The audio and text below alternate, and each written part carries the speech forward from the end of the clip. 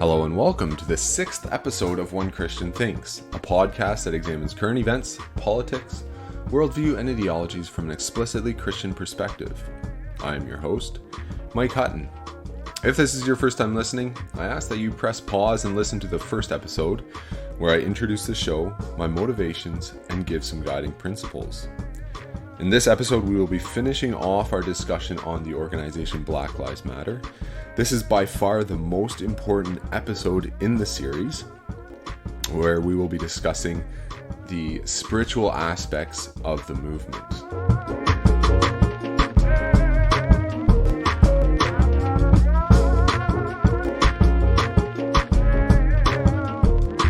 So I know it's been a few weeks since the last episode. This episode took me a lot longer to understand the material. It took me a lot longer to write the episode. But I'm actually happy that I spent the time on it.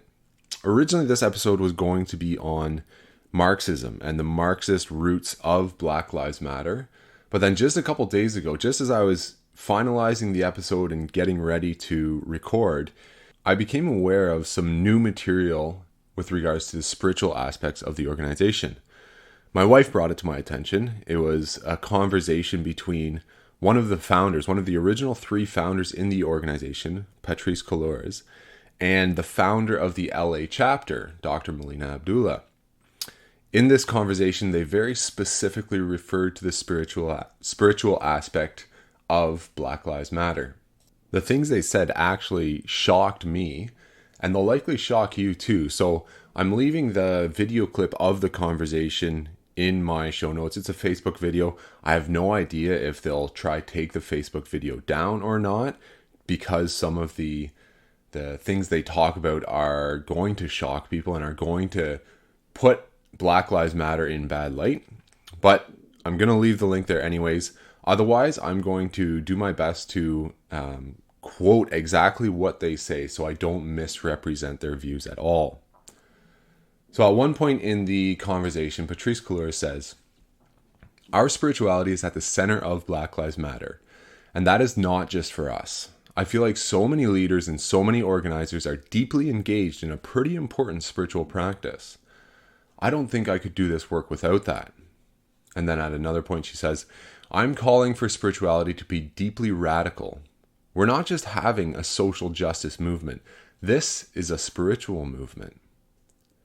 Now, if that spiritual movement was Christianity, I'm sure a lot of Christians could agree to those words. But what kind of spirituality was she referring to? She discusses that at another point in the conversation when discussing social media. She says, "Hashtags for us are way more than a hashtag. It is literally almost resurrecting spirits that are going to work through us to get the work done."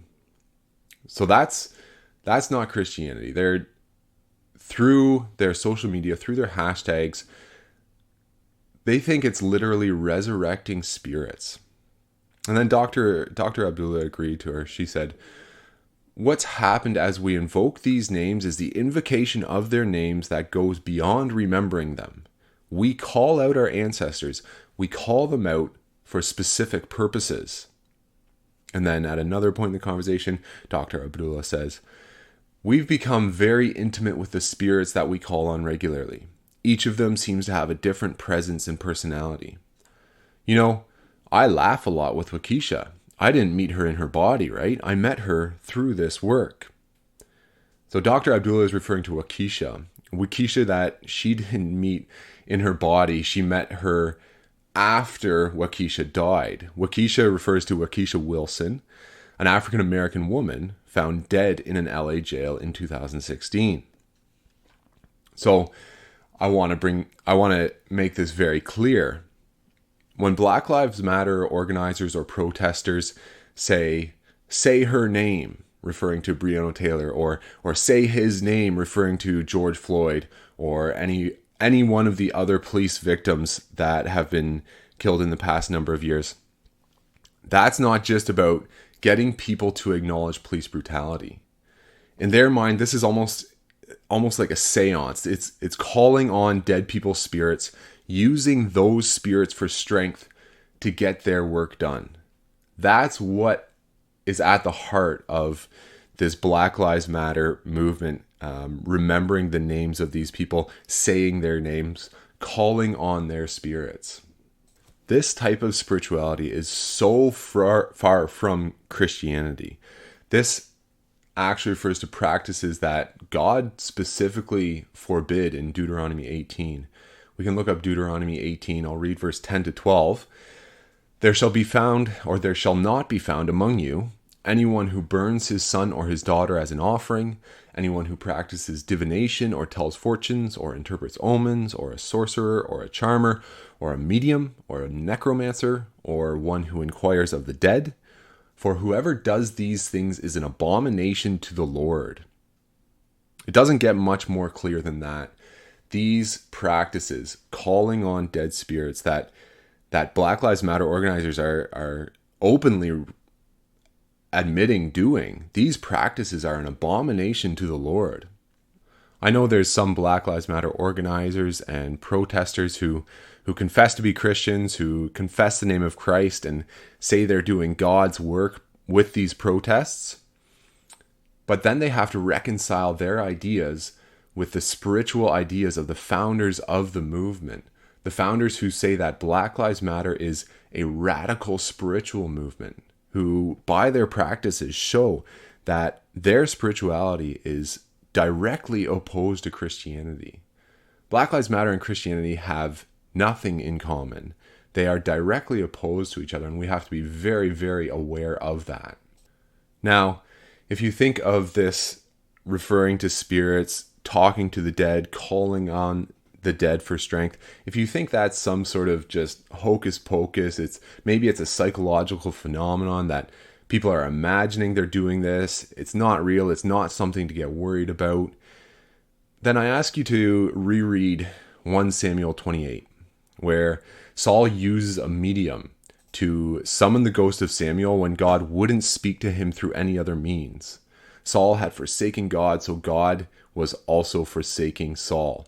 So Saul went to a medium, a witch basically, who had the ability to call on the spirits of the dead. And as far as I can tell, this story is not a parable, it's not an illusion. Saul wasn't imagining things, it's not hyperbole. This story actually happened. Saul summoned the ghost of Samuel. And Samuel's first words were, it's in 1 Samuel 28 verse 15, his first words to Saul were, "Why are you bothering me by bringing me up like this?" Secondly, why would God forbid a practice in Deuteronomy 18 so explicitly if it was just imaginary, if it wasn't actually possible? Now, like I said before, I don't believe that everyone who supports Black Lives Matter has these same views. I really don't. But we have to recall the founders' words. We're not just having a social justice movement. This is a spiritual movement, a deeply radical spiritual movement. In her view, Black Lives Matter, the organization, cannot be divorced from its spiritual aspect. And when viewed in this light, it makes sense why Black Lives Matter is so opposed to anything linked to Christianity. It makes sense that Black Lives Matter wants to tear apart the nuclear family as instituted by God. It makes sense that Black Lives Matter has forsaken the biblical view of identity. It makes sense that they're willing to lie and use violence to try promote their ideology. It makes sense that they're trying to tear down a country that was deliberately built on Christian values. Because all these things are things they are directly opposed to. All these things are linked to Christianity. And Black Lives Matter is not a Christian movement. Now, this is a huge problem. Black Lives Matter has garnered so much support in the past few months from politicians, from the general public, from members of church clergy. And they've garnered that support on a bed of lies, on a worldview that falls apart at the first sense of scrutiny, on a worldview that is not linked to justice or compassion or hope, because true hope is only found in the gospel. This will end up doing a massive disservice to the Black community. And it's no wonder that the results of Black Lives Matter is increased violence, increased racial tension, and the discrediting of actual, real justice. So, I think the discussion on Black Lives Matter can end there. I don't think we have to spend more time on it. Researching this movement has shown me that it's far, far worse than I thought. That said, I prepared a whole nother section to this episode before finding out the information that I just relayed to you. I still want to go through the other material that I prepared, but I don't think that the new material, the material that I haven't presented yet, will add anything to my case that Black Lives Matter is not an organization worthy of support. I think that case has already been made as strongly as it could be made. But I don't like the idea of spending hours researching and writing to just throw it all away. So for those of you who are interested in the Marxist underpinnings of Black Lives Matter, let's get into it.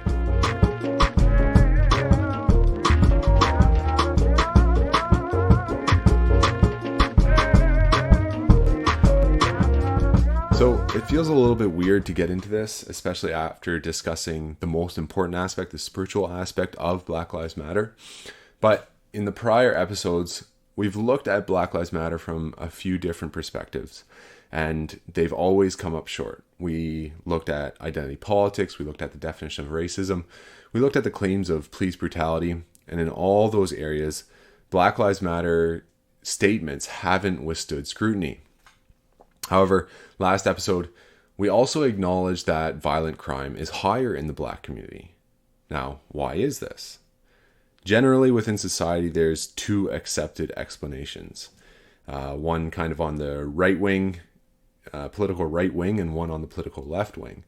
The political left wing generally says it's the difference in the Black community is due to racism. The political right wing generally says it's due to culture. So let's look at the racism claim first. The idea is that higher violent crime comes from living in poverty with no way out, and living in poverty is because of systemic racism. So you can see that systemic racism leads to the Black community living in poverty, and these Black individuals live in poverty, they don't have a way out, so they resort to criminal activity, selling drugs, joining a gang, maybe prostitution, things like that. However, when we examine this, if we look at other ethnic minorities, we see that this pattern hasn't always been the case. So we can look at the Jewish community. The Jews have generally been attacked and marginalized throughout history. In one of my episodes, I pointed out that the first anti-Semitic laws were put into place over 1,000 years ago. And yet, the Jews are only 2% of the US population, but make up 25% of the 400 wealthiest Americans. So if you look at wealth, as compared to poverty in the Black community, the Jews are doing very well, despite a lot of discrimination throughout history. You can also look at the Japanese and Asians in general. They've been marginalized for many years, both in Canada and the States, including concentration camps in Canada during World War II. Yes, the Germans had concentration camps for the Jews, but Canada also had concentration camps for the Japanese. From 1941 all the way to 1949, 90% of the Japanese Canadian population was held in concentration camps. But according to Canadian statistics from the years 2000 to 2001, the Japanese Canadian unemployment rate was lower than the general population, and income was higher. So it doesn't always work that if a group experiences systemic racism, that they will live in poverty because of that.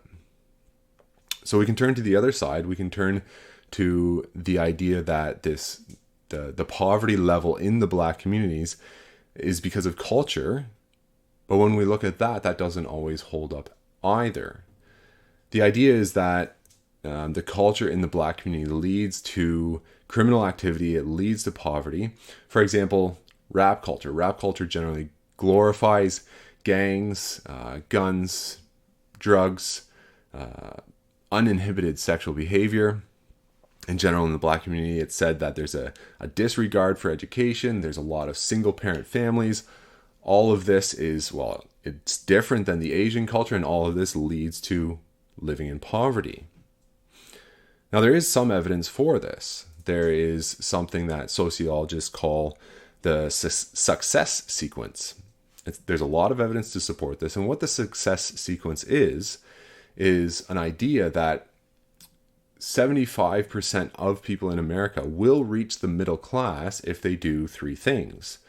They graduate from high school, they have a full-time job or have a partner who does, and have children while they're married and after the age of 21.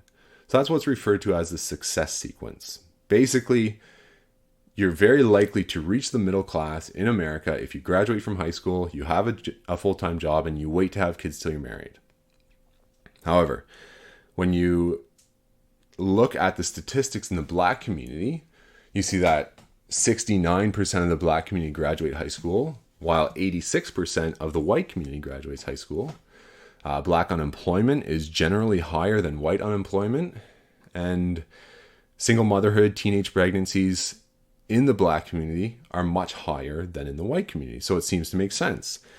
Individuals in the Black community, for whatever reason, do not or fail to follow the success sequence, so thus they're stuck in poverty at a greater proportion than individuals in the white community. So there is a lot of validity to this, but in general, people on the left wing like to point out that even when individuals in the Black community follow the success sequence, they still fare worse than people in the white community.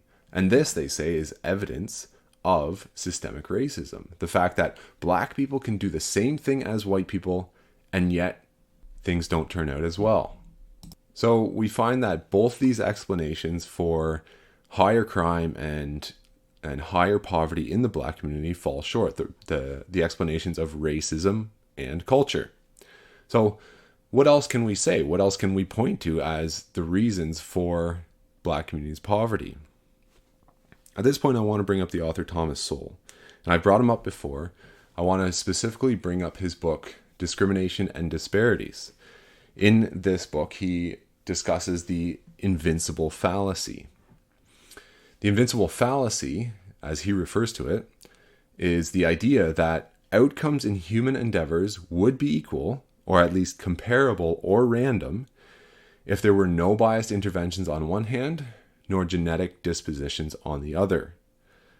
So what does that statement mean? It means there are generally two accepted explanations for differences between people. The far right thinks that the differences between people are due to genetics, while the far left thinks that the differences between people are because of biased interventions. A genetic difference would be white supremacy, the idea that whites are just inherently better than Blacks. And an example of a biased intervention is racism. The differences between people are due to racism. Thomas Sowell, in his book, says that both these explanations are wrong. He spends a lot of time debunking the idea that biased interventions or genetics are the sole contributing factor to any one group's success or failure. He says that there are many more factors in every situation that contribute to success or failure. Now, detractors like to really disparage his work. They like to say that Thomas Sowell doesn't acknowledge the effects of racism. He's all about personal responsibility. Racism has had no effect on the Black community. But I don't think Thomas Sowell is actually saying that. What he's saying by debunking the invincible fallacy is simply that neither genetics nor racism are the sole contributing factor to a group's success or failure. He's not saying that they're not factors at all, but they're not the only factor. Now, I want to investigate this invincible fallacy myself a little bit. I'm not going to spend a lot of time on the genetic side, the idea that differences between groups are due to genetics. This seems to be only supported by a minority of people, It's a view that has largely been shamed out of existence since World War II, and for good reason. We've already kind of looked into this idea in our episode on identity politics, that everyone has an intrinsic value as being made in the image of God. Instead, I want to spend a little bit more time on the other side of the invincible fallacy, the idea that outcomes in human endeavors would be equal if there were no biased interventions. What that means in our context is the black and white communities would be equal if there was no racism. Sowell thoroughly debunks this idea in his book, and it's well worth the read if you have the time. But where does this idea come from? This idea that the differences between the black and white community are due to racism. Ultimately, this idea is linked to something called critical race theory. Now, to explain critical race theory, I first have to explain Marxism, because for the most part, critical race theory has grown out of Marxism. I'm going to keep this brief because I want to spend more time on Marxism specifically in another episode. So, Marxism, very briefly. Marxism is named after Karl Marx, who came up with the idea that capitalism is exploitation. His idea was that the wealthy people, the ruling class, the elites, so to speak, which he called the bourgeoisie, they only attained their level of wealth and status because they exploited or oppressed the working class, which he called the proletariat. He believed that at some point, the working class would rise up against their oppression and exploitation. They would overthrow the ruling class and create a new world order, a new economic and political system where everyone would work together for the common good and they would equally share the benefits that would come. This political system was called communism. Now, hopefully I can talk about this more in a later episode, but his working class uprising, his proletariat uprising, it never happened. And when Marxism was forced into action using communism by governments around the world, whether that was the Soviet Union, China, Cuba, Vietnam, or various other countries, it always led to some of the greatest atrocities in history. And that was extreme poverty, hundreds of millions of the citizens dead, and other just terrible effects. Because of the Cold War, Marxism and communism fell out of favor within North America. But it was already in the universities, it was already being taught in the universities with a bit of a different flavor. And that was cultural Marxism. Cultural Marxism was the same idea that you had the basically the oppressors and the people they oppressed. But rather than that being based on economic standing, the wealthy versus the poor, it was based on cultural factors, whether that was race or sexual orientation or gender. And we can see this coming out in many so-called social justice movements today. The idea is that, for example, within the LGBTQ community, the members of the LGBTQ community have been oppressed by general society, by the heterosexual normative society throughout history. And thus, they need special rights, special benefits to protect them and help them in light of their oppression. Marxism, and in this case cultural Marxism, had infiltrated black communities going back as far as the 1930s. And for good reason. The black community was historically oppressed, and even at that time in the 1930s, they were still experiencing a lot of oppression. So Marxism, understandably, caught on very quickly. Moving forward from the 1930s, Marxism and communism continued to influence the black community, including during the civil rights era.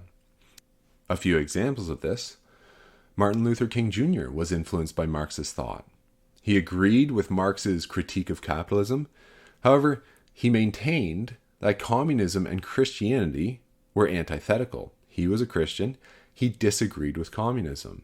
Now, communist groups like to claim that he was becoming more communist later on in his life, but I found these claims were a little bit dubious. There wasn't much evidence for that.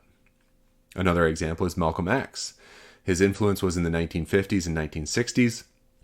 He was sort of Martin Luther King Jr.'s militant counterpart. He was much more revolutionary than King. He called for the destruction of the American system because of black oppression. He was kind of the forerunner of Black Lives Matter today. He is quoted to have said, "While King," referring to Martin Luther King Jr., "is having a dream, the rest of us Negroes are having a nightmare."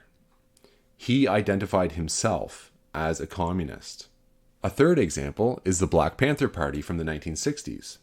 They were also a revolutionary Marxist organization, and they had demands very similar to Black Lives Matter's demands today.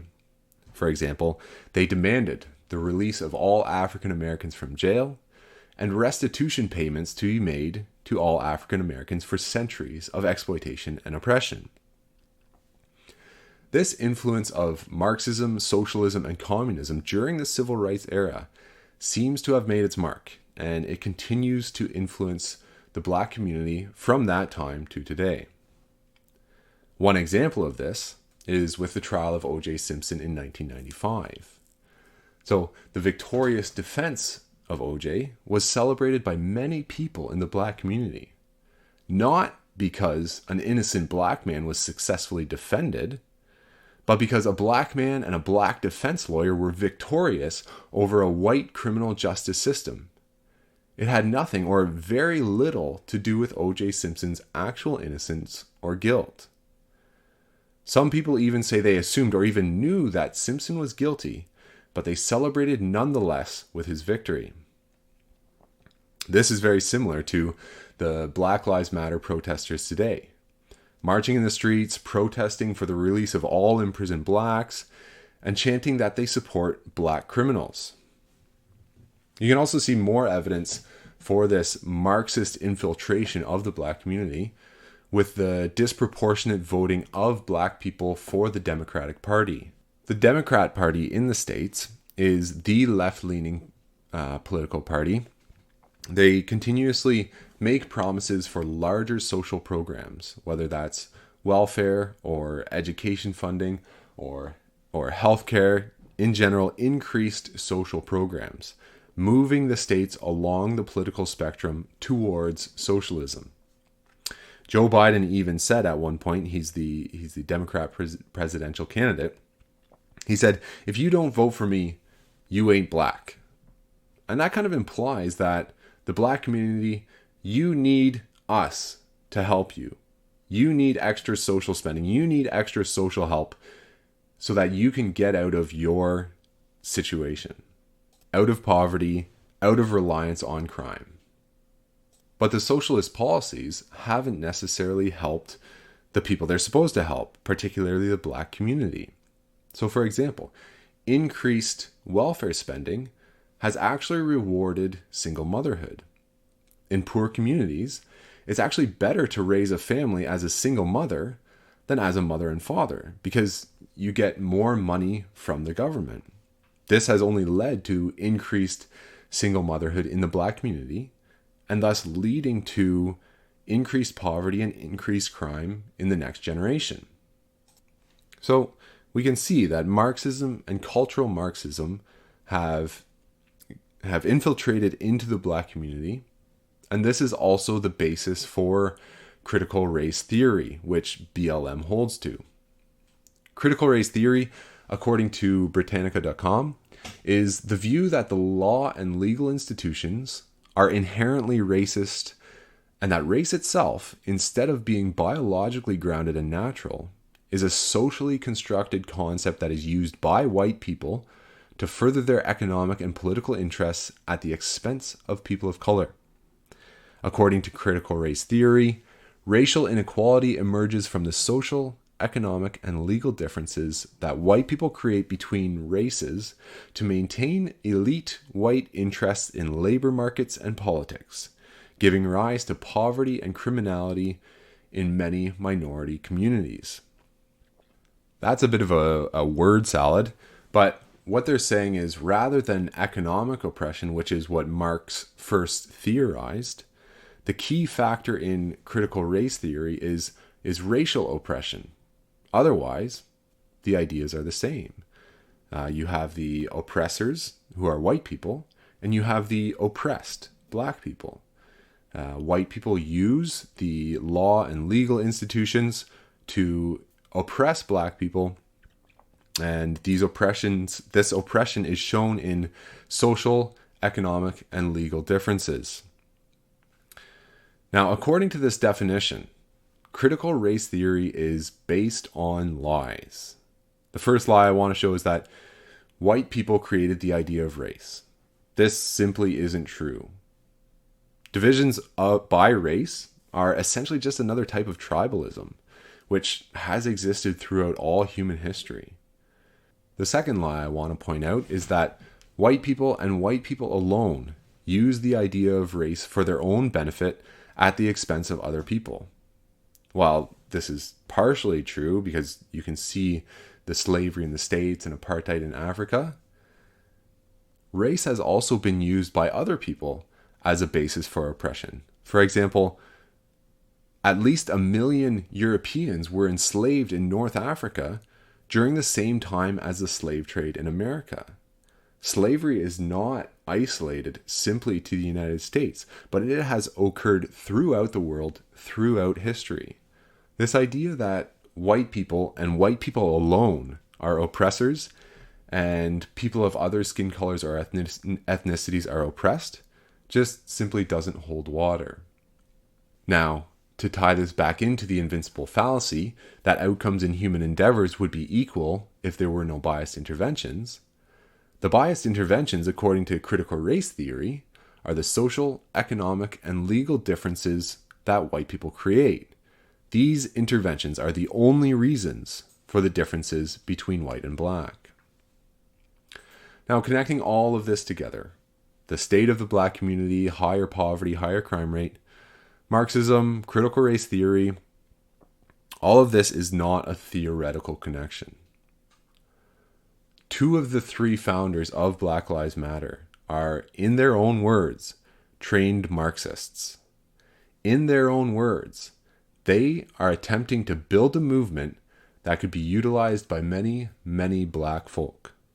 Ultimately, they are trying to start a movement for the total destruction of the American system and rebuilding it to be a socialist or communist utopia as Marx would have envisioned. Only instead of it coming about by class warfare, it will come about through race warfare.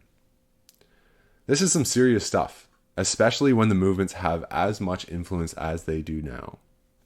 I'm not saying that every protester is a Marxist, but they're definitely forwarding, promoting, and amplifying a Marxist movement.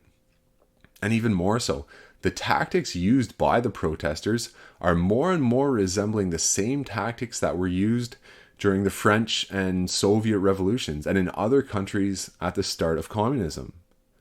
I'm going to repeat that. The tactics used by the Black Lives Matter protesters very closely resemble the tactics used by the Marxist revolutionaries in pretty much any country where communism was put into place, whether that was Soviet Russia or in the French Revolution. These tactics mirror each other and are a very good indicator as to the direction of the movement. For example, forcing people to kneel for the anthem, forcing people to say Black Lives Matter and raise the fist, forcing people to wave the Black Lives Matter flag, or as we discussed in the spiritual aspect, forcing people to say one of the victims' names. All of this at threat of loss of job or threat of violence. These are the same sort of tactics as used by any other communist revolutionary party. And these tactics are used throughout the states right now. At this point, you might be wondering, where are you going with all this?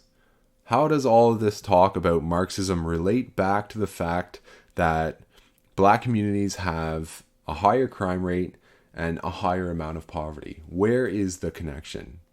If you don't agree that the only connection is racism, then where are you going with this? Well, What does Marxism do? What happens when you continuously preach Marxism to a group of people, especially a group of people that has historically been oppressed? Well, they start to believe it. They start to believe the invincible fallacy that the only reason they are in a bad position is because they are oppressed. And what happens then? Well, if you are in a bad position only because you are oppressed, then the only way to get out of that position is if the oppressor is removed. There is no sense of agency, no sense of personal responsibility.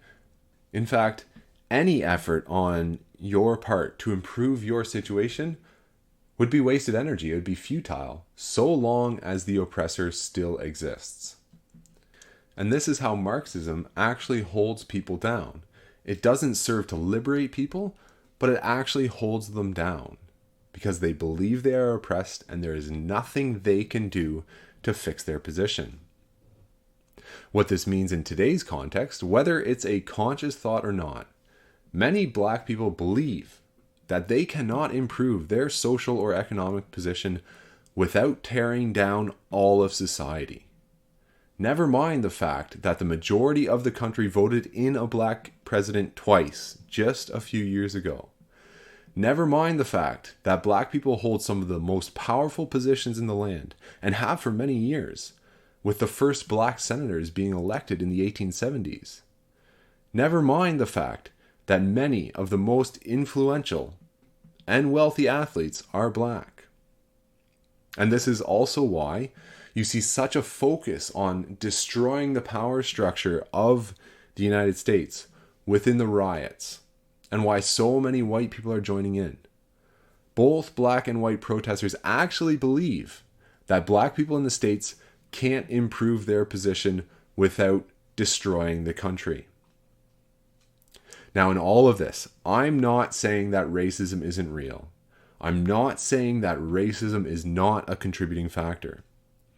I'm only saying that racism is definitely not the only factor, and probably not even the biggest factor, especially given that other minorities, like the Asian communities we covered, are among the most successful people in Western countries, despite also facing historical discrimination at the hands of a white majority. So we have this invincible fallacy that outcomes in human endeavors would be equal if there were no biased interventions. In simpler words, if you're in a bad position, it's because someone has oppressed you and held you down. We've tied it to critical race theory, and we've tied critical race theory to cultural Marxism and then to Marxism itself. But what's the root of Marxism? Well, remember, Marxism very simply is that the upper class, the bourgeoisie, exploit and oppress the lower class, the proletariat. Or, from the opposite perspective, the only reason the lower class is in a bad position is because of the upper class. The upper class is entirely to blame for the position that the lower class is in. Where does this idea come from? Well, let's go way, way back to the Garden of Eden and the fall into sin. To summarize that story very quickly, God created man in his image without sin, but man, tempted by the devil, disobeyed God and fell into sin. When God enters the garden and speaks to Adam immediately after the fall into sin, what do we notice? We see this in Genesis 3. God asks, "Have you eaten of the tree of which I commanded you not to eat?" The man said, "The woman whom you gave to be with me, she gave me the fruit of the tree and I ate." God, I'm in a bad position. Yes, I'm afraid of you. Yes, our perfect relationship is ruined. But God, it's the woman's fault. She gave me the fruit. And you gave her to me. So Adam blames the woman, and kind of just a little bit God as well for the fall into sin. If God hadn't given him Eve, maybe the fall wouldn't have happened. And God asks of the woman, What is this that you have done?" The woman said, "The serpent deceived me, and I ate." "God, it's the snake's fault. He did it. That's why we're in this terrible position. It's his fault. And I mean, I don't want to say it, but you created snakes, so..." And so we see, perhaps the second sin in history is to blame someone else for your position. And yet, to a certain extent, all of what Adam and Eve said to God was kind of a little bit true, a bit of a twisted truth, but there was a little bit of truth to it anyways. But that did not decrease their responsibility at all, one iota. Now, that story is not a direct comparison to the oppression of today. Adam and Eve were created without sin, and they fell. Living in a state of sin was entirely their fault. Whereas, after the fall into sin, oppression is real. Oppression exists. Slavery has happened and still does happen. It's often just a little bit more hidden now in the case of sex trafficking. People are genuinely oppressed beyond their control. But the answer to this oppression is not to turn further away from the Bible with a revolutionary, militant, Marxist uprising. The real answer is to turn back to the Bible. The first step in this is to see everyone, all people, as having worth only because they are made in the image of God. We've already discussed this. This is so absent in today's culture. So often, people only have worth if they are the same race or accept the same ideology or do what you want them to do. Anyone else is worthy of hate, is subhuman, and should be destroyed. This shows up in almost every discussion, whether it's abortion or immigration or climate change or racial issues. If you disagree, you must be shamed, exposed, humiliated. You must lose your job, your friends, your family, and perhaps even your liberty and security. There is no intrinsic value for human life anymore. Going even further, the abortion issue itself, and even doctor-assisted suicide and euthanasia, are clear examples of the devaluing, the dehumanizing ideas that are progressing in society. But that's not the only lesson we can take from the Bible. Because Genesis 3 continues on. After Adam and Eve made their lame excuses by blaming literally everyone they could. In Genesis 3, after the fall into sin, from verse 14 and on, the Lord proclaims curses. Curses that resulted from the fall into sin that would negatively affect the serpent and all of humanity. But in those curses, there's also a promise. There's also hope. That's the promise of a Redeemer. The promise of the gospel that Christ will come and redeem humanity, putting all who believe in him and confess his name once again on a proper relationship with God, and the devil will be destroyed. So let's just get that straight. Adam and Eve, created without sin, disobeyed God and fell into sin. They blamed everyone they could, even kind of pinning some blame on God in a bit of a backhanded fashion. And yet God, in his amazing grace, promises a Redeemer to make everything right again. It is this promise that gives us hope, no matter what your situation today. It's not in some Marxist idea, whether that's cultural Marxism or critical race theory. Those theories don't give real hope. It is in the promise of the gospel, the promise of Christ dying for your sins and putting you in a right relationship with God once again. It is that promise that gives hope for today, no matter what your situation is, no matter how you are oppressed. Now, I'm not saying that oppression doesn't exist. I'm not saying that all we have to do is preach the gospel and it will make everything in this life hunky-dory. Oppression doesn't matter. I'm not saying that. I thoroughly believe that as Christians, we have a duty to fight for the oppressed in this life. But regardless of what actually happens in this life, we also know that justice will be done. We have the hope that only the gospel brings, that if we believe in Christ and his death for our sins, we will be put in a right relationship with God. And that promise stands no matter what your position in this life actually is. So that's the end of the series on Black Lives Matter. There were a few things that I still wanted to talk about, but this series has gone on long enough. There are other things I want to talk about as well. Hopefully I can get back to some of the themes later on, not specifically with regards to Black Lives Matter, but with regards to other movements and ideas within society. Next episode, we'll be talking about COVID. I touched on COVID in my second episode, but it's been a few months since that episode, and in that time, a lot has happened. I think there's a lot more to discuss, particularly with kids going back to school and the threats of lockdowns and mask orders and all sorts of other ideas that are kind of going on in the background. It's often tough to know what to think. It's tough to know what our response to this should be, especially as churches. So I want to have an episode dedicated specifically to COVID.